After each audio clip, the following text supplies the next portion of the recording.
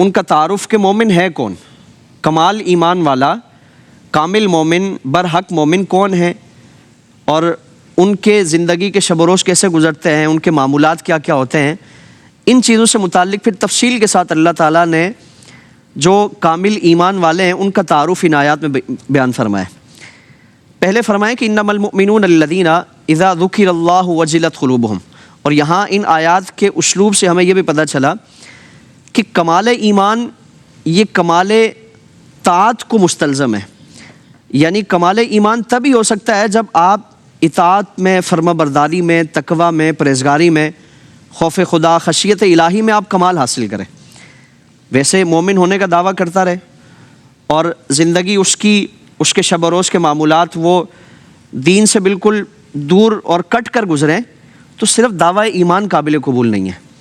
صرف مومن ہونے کا دعویٰ قابل قبول نہیں ہے۔ کامل ایمان والا کون ہے، یہ قرآن کریم کی ان آیات بینات میں اللہ تعالیٰ نے خود اس کا تعارف بیان فرمایا کہ ان کے اوصاف کیا ہیں، ان کے اعمال کیا کیا ہوتے ہیں۔ اور پھر یہاں یہ بھی اس آیت کریمہ کے اسلوب سے ہمیں پتہ چلا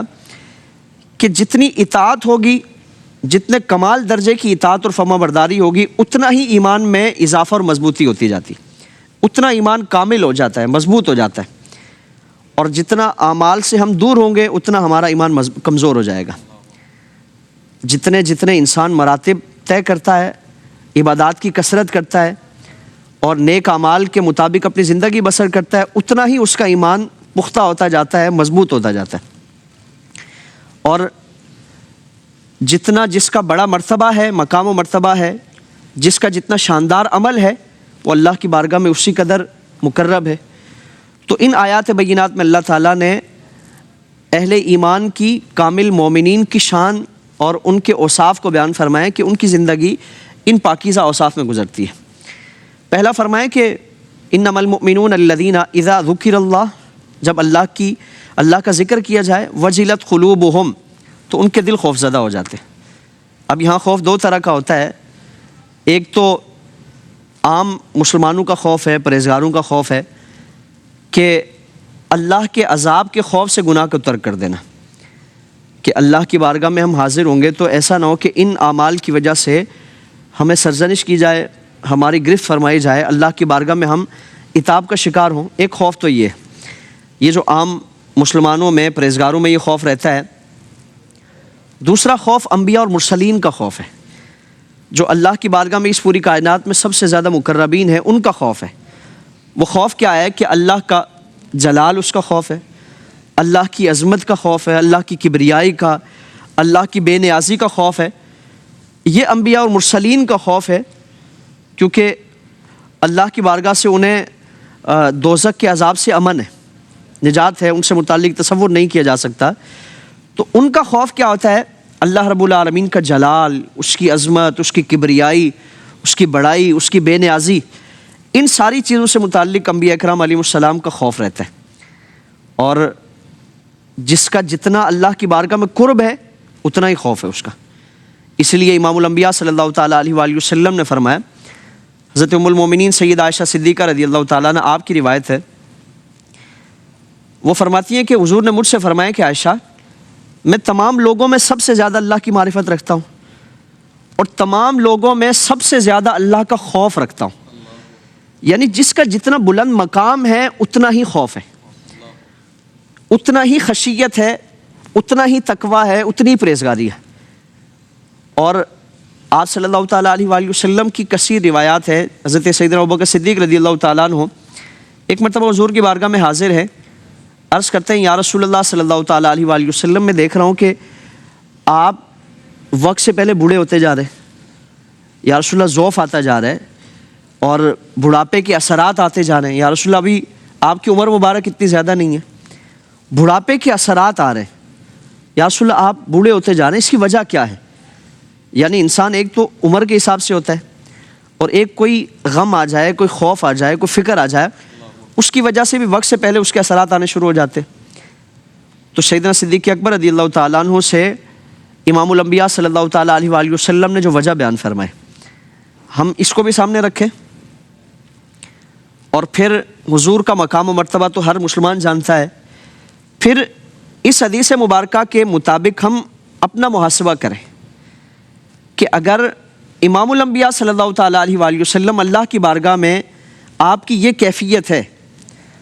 اور خوف کی یہ کیفیت ہے، اور ان آیات بینات اس پورے قرآن مقدس سے متعلق جو وعیدات بیان فرمائی گئی ہیں ان کو پڑھ کر حضور کی کیا کیفیت ہے، اس کے مطابق ہمیں اپنا محاسبہ کرنا ہے، اپنا جائزہ لینا ہے، اور ان آیات کی روشنی میں ہم اپنی اصلاح کرنے کی کوشش کریں۔ حضور نے فرمایا کہ ابو بکر، سورہ ہود، سورہ مرسلات، سورہ واقعہ، ان جیسی صورتوں کے نزول نے مجھے وقت سے پہلے بوڑھا کر دیا۔ یعنی ان آیات بینات میں، ان صورتوں میں اللہ تعالیٰ نے عذابات کا تذکرہ فرمایا، پچھلی امتوں کی ہلاکت کا تذکرہ فرمایا۔ حضور اپنی امت سے متعلق اللہ رب العالمین سے خوف فرماتے تھے، اللہ کے عذاب سے ڈرتے تھے کہ جس طرح گزشتہ اقوام کو ہلاک کیا گیا، ایسا نہ ہو کہ یہ کیفیت میری امت کے ساتھ بھی کی جائے۔ اور اللہ کے جلال، اللہ کی کبریائی، اللہ کی بڑائی سے اور اللہ کی عظمت سے آپ صلی اللہ تعالیٰ علیہ وآلہ وسلم کا یہ معاملہ ہمیں نظر آتا ہے۔ اور اسی طرح سیدنا انس بن مالک رضی اللہ تعالیٰ عنہ آپ فرماتے ہیں کہ ایک مرتبہ حضور نے مجھ سے فرمایا کہ بلکہ حضرت عبداللہ ابن مسعود فرمایا کہ قرآن پاک کی تلاوت کرو۔ میں نے تلاوت شروع کی اور سورہ نساء کی چند آیات بینات میں نے تلاوت کی، یہاں تک کہ اس آیت کریمہ میں پہنچا کہ فَكَيْفَ إِذَا جِئْنَا مِن كُلِّ أُمَّةٍ بِشَهِيدٍ وَجِئْنَا بِكَ عَلَىٰ هَٰؤُلَاءِ شَهِيدًا۔ تو آپ کہتے ہیں کہ جب میں ان آیات بینات میں پہنچا نا تو میں نے ملاحظہ کیا کہ آپ صلی اللہ تعالیٰ علیہ وآلہ وسلم گریہ فرما رہے ہیں، حضور کے چشمان مقدس میں آنسو ہیں، قرآن پاک کی آیات کی تلاوت کی جا رہی ہے اور حضور کی کیفیت یہ ہے۔ آج ہمارے سامنے پورا قرآن تلاوت کر دیا جائے، ہم ٹس سے مس نہیں ہوتے، ہمیں نہ انعام کی آیات سے متعلق کوئی ایک طلب پیدا ہوتی ہے، خواہش پیدا ہوتی ہے، تمنا پیدا ہوتی ہے، اور نہ خوف کی آیات سن کر ہمیں کوئی عذاب کی آیات سن کر کوئی خوف آتا ہے، اور اللہ کا قہر و غضب اس کی آیات بینات پڑھ سن کر ہم اپنے انداز میں کوئی فرق نہیں تبدیلی محسوس کرتے۔ تو آپ صلی اللہ تعالیٰ علیہ وآلہ وسلم کا معاملہ یہ ہے، اور اس کی حضور نے جو فضیلت ہے وہ بیان فرمائی۔ آپ نے فرمایا کہ اگر کوئی اللہ کے خوف کی وجہ سے کسی کی آنکھوں سے آنسو نکلا، وہ مچھر کے سر کے برابر کیوں نہ ہو، یعنی اتنا معمولی بھی اگر کسی کی آنکھ سے آنسو نکلا، رب کے خوف کی وجہ سے نکلا، اللہ رب العالمین اس پر دوزخ کی آگ کو حرام فرما دے گا۔ تو یہ اہل اللہ کی شان یہ ہے، اہل اللہ کا مقام، ان کا کردار یہ ہے کہ وہ قرآن ان کی اس کیفیت کو بیان فرماتا ہے کہ اذا ذکر اللہ وجلت قلوبہم، کہ جب اللہ کا ذکر کیا جائے تو وہ ان کے دل خوف زدہ ہو جاتے ہیں، ان کے دل میں اللہ کا ڈر پیدا ہو جاتا ہے کہ ایسا نہ ہو کہ جو رب اتنی بڑی بادشاہت والا ہے، اتنی بڑی طاقت والا ہے، اتنے بڑے اختیارات والا، قوت والا، قدرت والا ہے، ایسا نہ ہو کہ وہ میری گرفت فرما دے، میرے کسی عمل پر وہ عتاب کا شکار مجھے فرما دے، میرے کسی عمل کا وہ مواخذہ فرمائے، میرے پاس کوئی جواب نہیں ہوگا۔ تو فرمایا کہ وہ اہل اللہ کی شان یہ ہوتی ہے،